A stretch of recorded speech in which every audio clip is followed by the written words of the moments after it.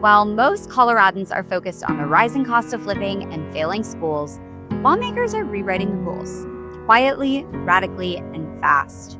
From taxpayer-funded gender care to criminal justice blind spots, let's take a look at what's really happening behind the headlines. I'm Tori Ganal, and here's your Mountain Minute. In Pueblo, we're continuing to dig into the SEL controversy.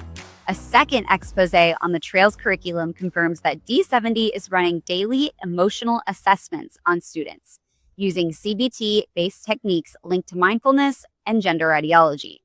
These tools are typically reserved for licensed therapists, yet untrained teachers are using them in group settings, of course, without parental consent, all while over 70% of students are below grade level in math. Meanwhile, a powerful op-ed warns that DEI and CRT are not helping kids succeed. They're masking academic mediocrity. The author, a former educator in Texas and Colorado, says classrooms are now steeped in ideological bias. Students are not being taught to think critically, they're being told what to think. And Colorado's legislature just proved that point.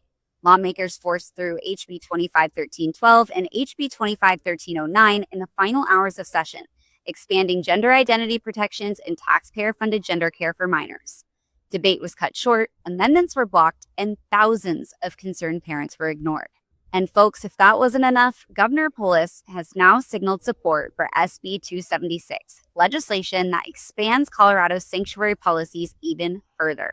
It bars jails from cooperating with ICE unless there's a federal warrant and opens access to state aid for undocumented immigrants without identification.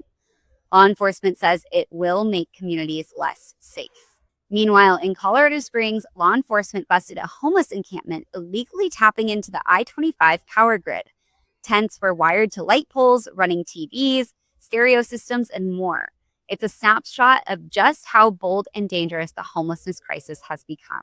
Now let's head to D.C. A new Medicaid bill would penalize states, just like Colorado, that use taxpayer funds to cover healthcare for undocumented immigrants. Starting in 2027, the proposal would cut federal reimbursements by 10%.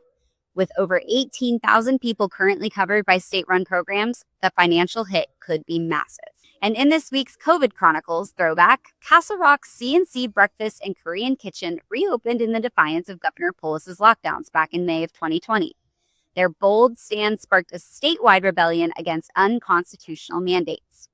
5 years later, the echoes still resonate. From politicized public health orders to the selective enforcement of lockdowns, the lessons of 2020 remain a warning for today.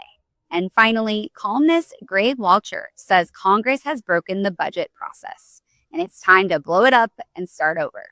He's calling for a return to real accountability, separate votes on every agency every year instead of bloated, ambiguous deals no one reads. All right, that's your Mountain Minute. For sharp, bold news from Colorado and beyond, subscribe now at RockyMountainVoice.com. Stay sharp, stay bold, and stay in the fight, friends.